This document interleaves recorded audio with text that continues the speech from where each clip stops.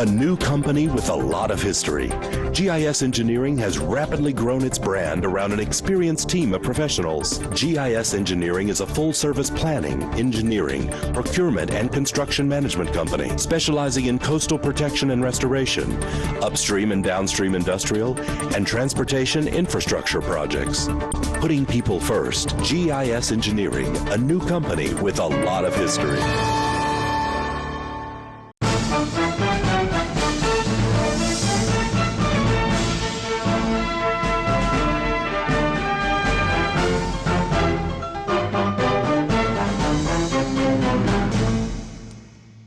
Hey everybody, welcome into Going Public. I am Harry McCullough. This week, we speak with David Rowley, the Executive Director of the Terrebonne Port Commission. Dave, how you doing, man? Hey, I'm doing great, man. The weather's great. I wish the Saints would be doing better, and LSU would be doing better. But other than that, everything's good. Yeah, we got time to get outdoors. We don't have to watch football anymore. The holidays are coming up, and it's just, we can find other things to have fun with. Hey, and I don't mean to start with this, but what about the government shutdowns and all that kind of stuff? Does that really affect? I know you're a state port or actually a parish port, but it seems like the ports are so involved federally in things that are going on. How does that affect you guys? Well, a lot of funding comes from the federal government, and when the government shuts down, only necessary stuff is funded.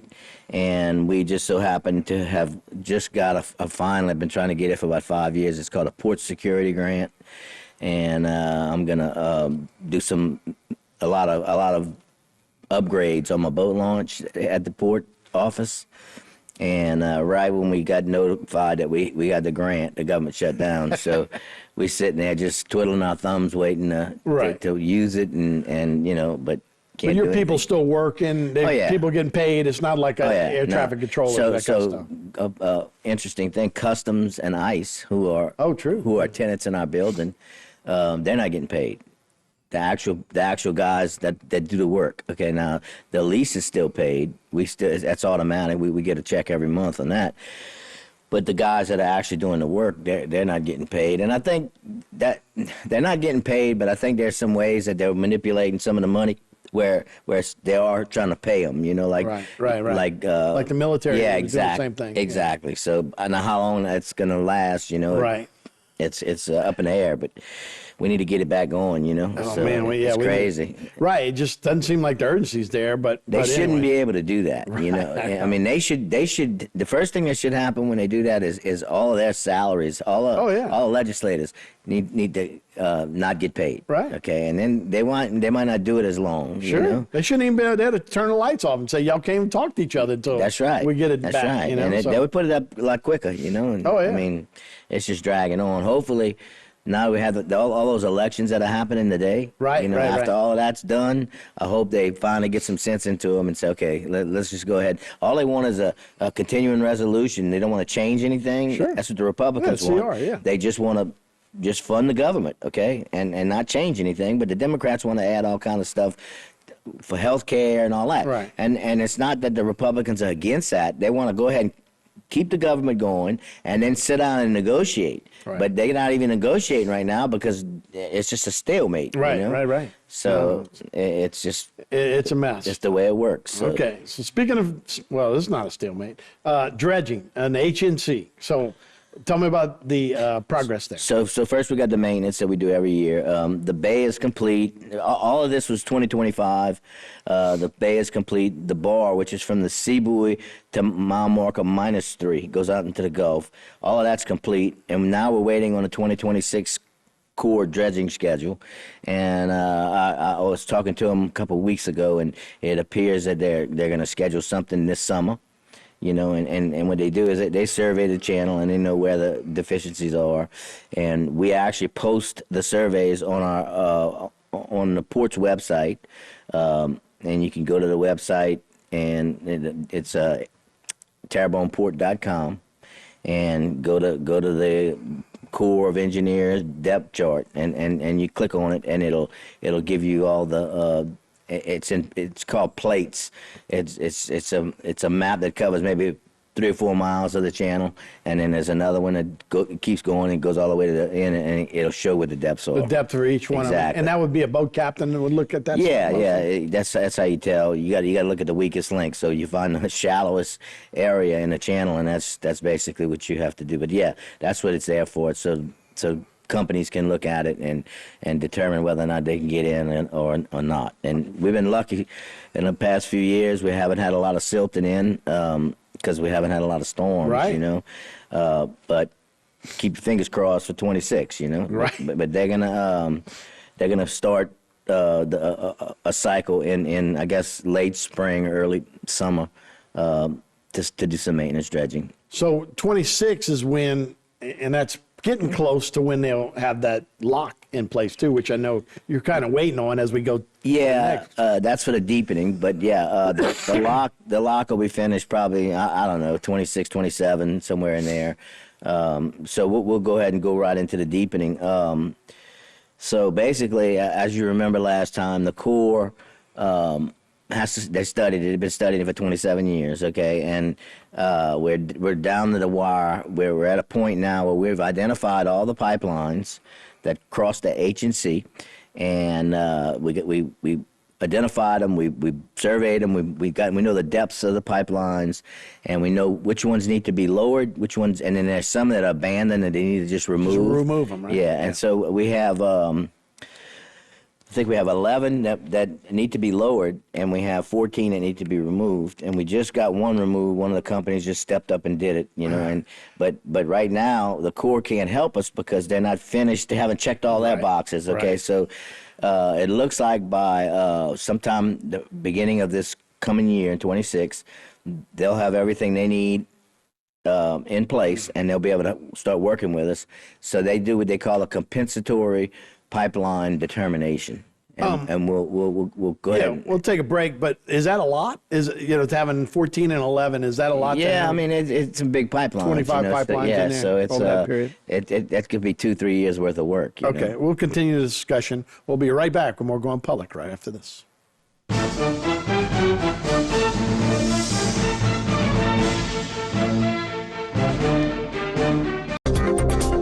A new company with a lot of history, GIS Engineering has rapidly grown its brand around an experienced team of professionals. GIS Engineering is a full-service planning, engineering, procurement, and construction management company specializing in coastal protection and restoration, upstream and downstream industrial, and transportation infrastructure projects. Putting people first, GIS Engineering, a new company with a lot of history. Sea Level Construction is a heavy civil contractor that provides turnkey services for the industrial and marine industries. From building large-scale infrastructure to installing the foundation for expansion projects, Sea Level and its family of companies offer a wide range of capabilities including driven piles, drill deep foundations, structural fabrication, structural concrete, marine construction, barge maintenance and repair, site work development, heavy equipment repair services, and electrical services. Call Sea Level Construction to set the foundations for your next big project. Located at 5004 Imperial Drive in Houma, April and Iris is a must-see for those looking for exquisite home decor and gifts. Owned by April Boudreau, along with her talented design team, there is no lack of detail to enhance your shopping experience. April and Iris has all your decor needs. Come in today and let us help you complete your design vision. It's what we do. April and Iris, Homa's newest home interior and gift store, where decor and inspiration meet and fulfill all your design needs.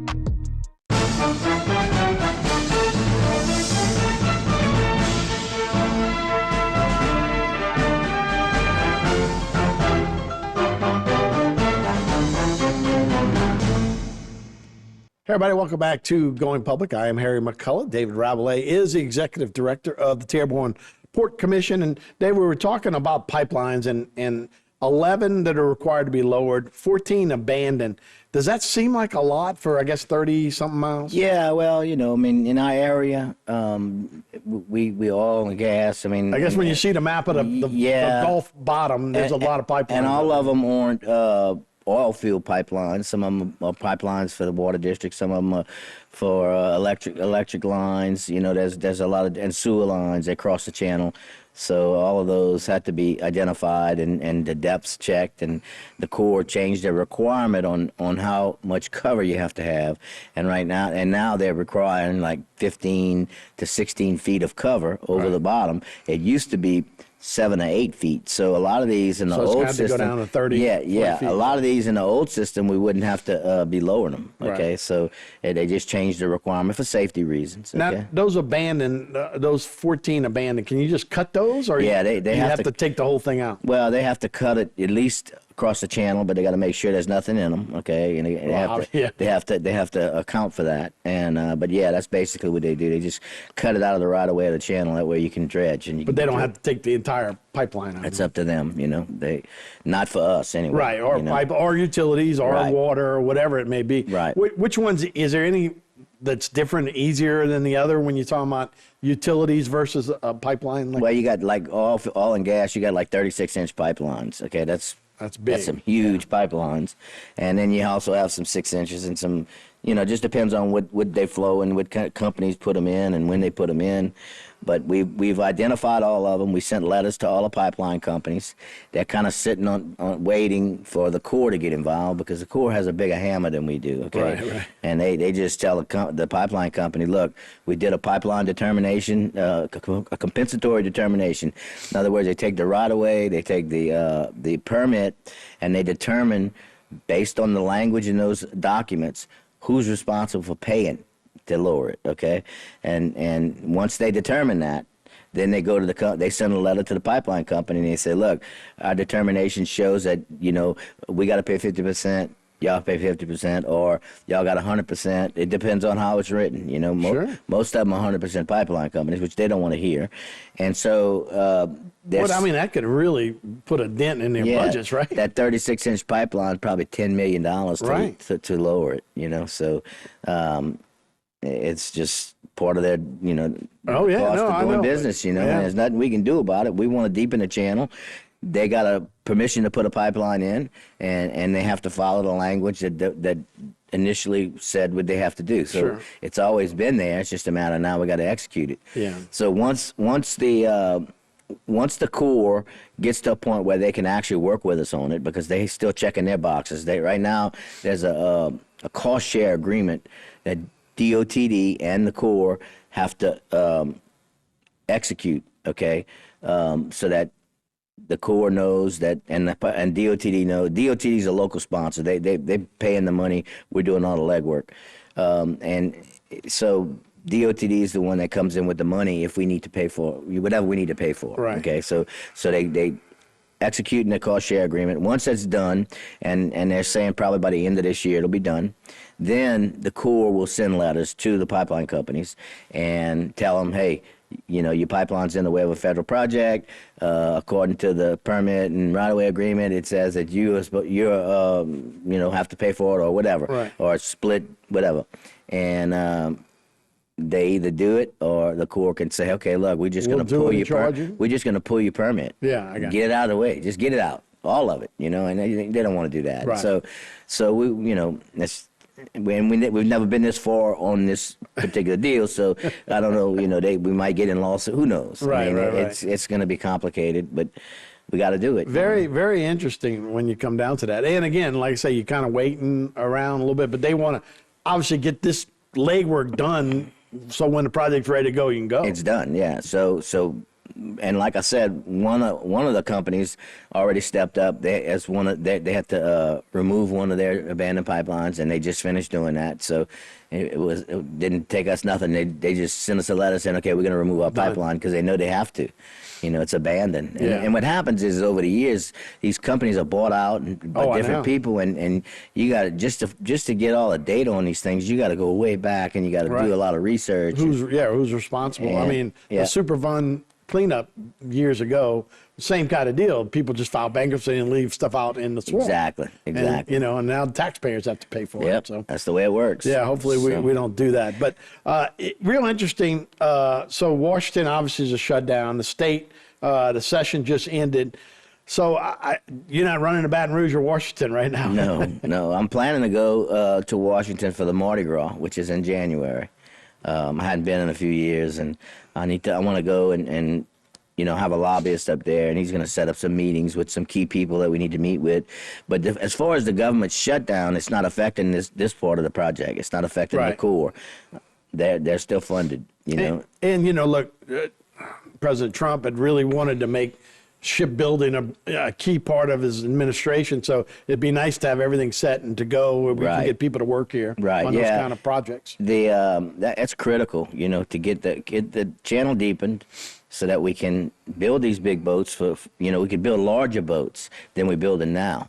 And with the demand that Trump is putting on them, it could be real good, real lucrative for us. Yeah. But like I said, it's another 2 or 3 years before we get to that point, and we just gotta keep pushing. Like we've been for the last 27 years. Just when luck is when preparation meets whatever. Yeah. When rubber hits the road, they call that. Yeah. So we'll take another break and we'll talk about some port priority projects coming up. We'll be right back on Going Public.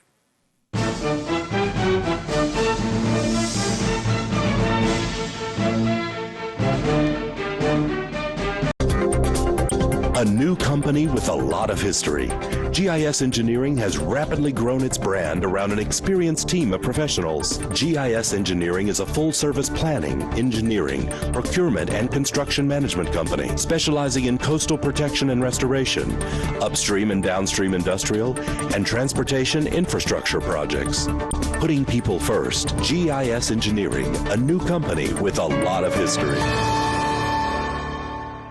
Located at 5004 Imperial Drive in Houma, April and Iris is a must-see for those looking for exquisite home decor and gifts. Owned by April Boudreau, along with her talented design team, there is no lack of detail to enhance your shopping experience. April and Iris has all your decor needs. Come in today and let us help you complete your design vision.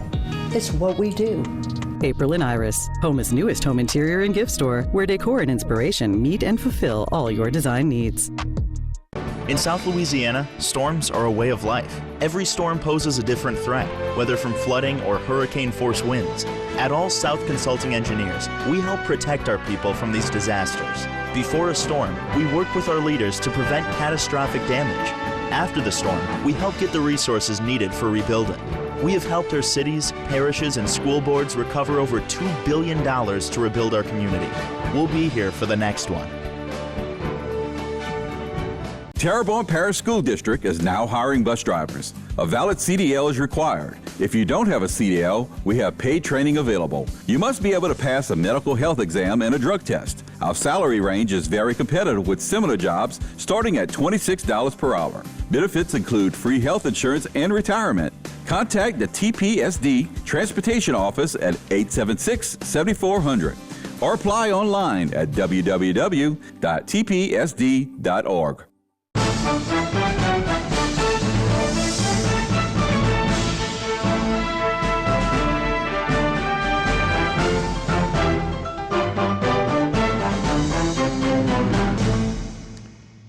Everybody, welcome back to Going Public. Harry McCullough here. We're talking Terrebonne Port Commission with the Executive Director, David Raveley. David, let's talk about some of your projects that are happening, and pretty exciting things are happening right now. Yeah, we, of course, we're working on the deepening of the Houma Navigation Canal. We just talked about that. We have one port priority project approved for DOTD. We haven't had a chance to start it because the company that we're going to be working with is going through some reorganization, so it's going to be a little while longer. But yeah, we're gonna purchase a facility and lease it back to the company.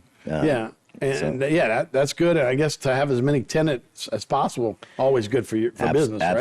Absolutely. ICE is one of them, right? And a lot of people, when you talk about ICE, it's immigration, customs enforcement, and so. You don't think of this as like a border patrol, but yeah, we're on the bottom of the United States. Yeah, I mean, the Houma Navigation Canal is a great conduit for people to come into the country. There's nobody watching them except ICE. Right. So yeah, we have ICE in our facility, so is customs. we're actually expanding ICE's facility. We had an additional 1,000 square feet to their existing space, and we're just finished the drawings.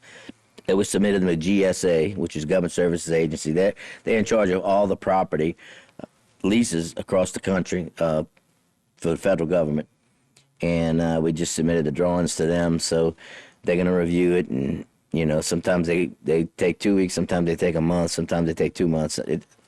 They're shut down as well. So, right. So we got to get those guys back to work. Yeah, so we got to wait for that, and once that's done, we'll go ahead and bid it out and build it.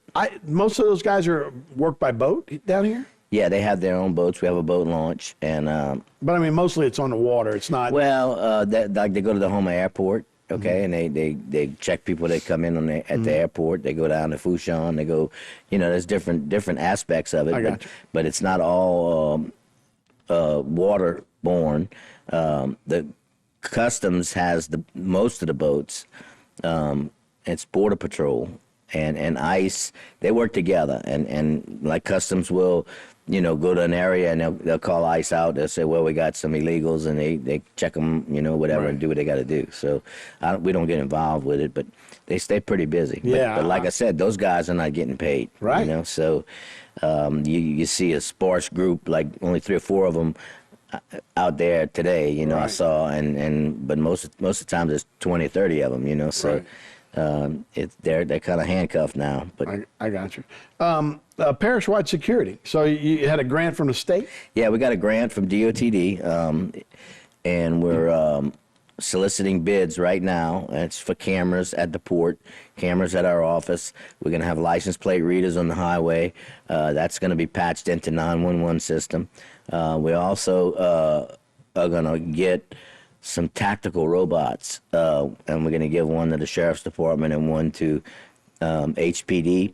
And if somebody's barricaded in a building or whatever, holding people up, they can send that robot in there instead of a person, And so it's pretty neat. We're going to buy 2 of them and give each entity one, Oh, that's great. So that's great for law enforcement, exactly, for sure.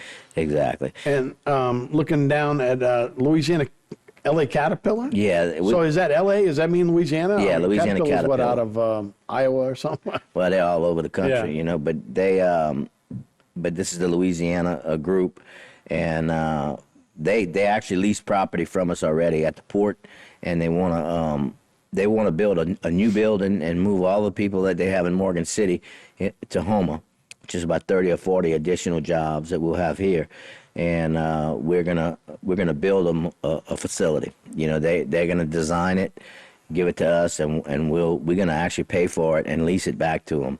And it's not through a grant. This is just some money that we have that we've been kind of investing in, and we're gonna.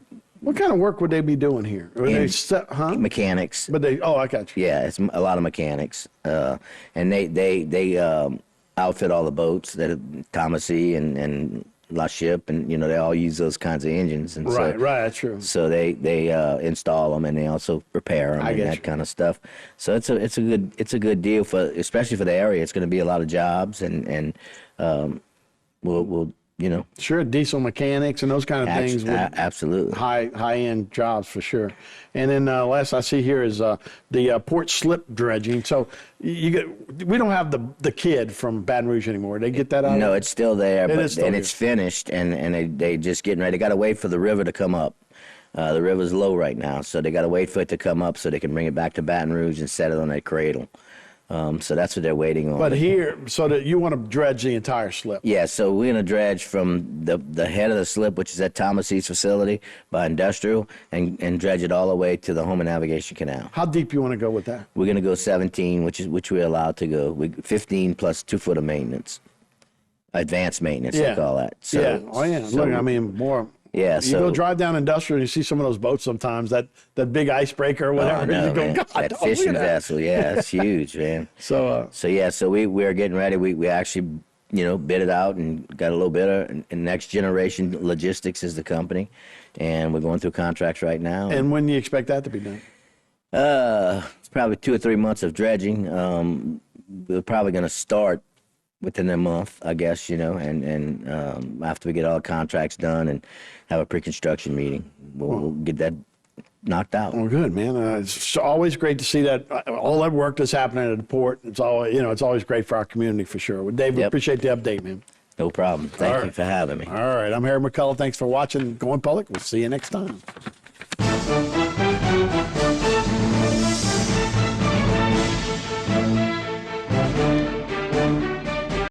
Sea Level Construction is a heavy civil contractor that provides turnkey services for the industrial and marine industries. From building large-scale infrastructure to installing the foundation for expansion projects, Sea Level and its family of companies offer a wide range of capabilities including driven piles, drill deep foundations, structural fabrication, structural concrete, marine construction, barge maintenance and repair, site work development, heavy equipment repair services, and electrical services. Call Sea Level Construction to set the foundations for your next big project.